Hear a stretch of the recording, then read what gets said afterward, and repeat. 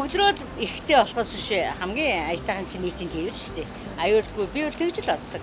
Хамаагүй такси эдраар явж яснаас нийтийн тээвэр чиг аятайхан байна гэж боддог шүү дээ. Нийтийн тээврэж их амарчтай угаасаа манд гинэ бодож байгаа. Нийтийн тээвэр аятайхан ер нь зүгээр те. Ер нь бол нэг үе бодвол аюу сайн болсон. Автобуснууд гой шинжлэгдсэн.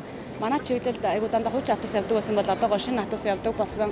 Ороод үйлчлүүлэхэд аюу сайн таатай.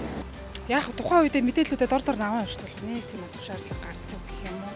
Тэгээ яг бас мэдгүй хүмүүст бол их асуудаг мэдээлэл энэ ягаа юм гэсэн бол тэр болгоом тэгэл хэлээд өчтөг болохоор харьцсан. Миний хувьд бол гайг байдаг.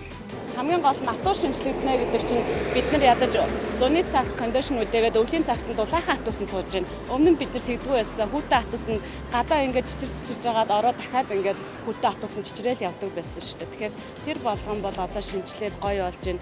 Бас юм болгоныг сөргөөр харж болох байхаа. Нийтийн тээврээр үйлчилж байгаа хүмүүстэй хандаад ирэхдээ бол ингээд бүгдээр ингээд соёлтой, эерэг, тэгээд хариуцлагатай байцгаая. Тэгээд автобус маань ингээд шилжиж байгаа бас ингээд талархамжтай байгаа.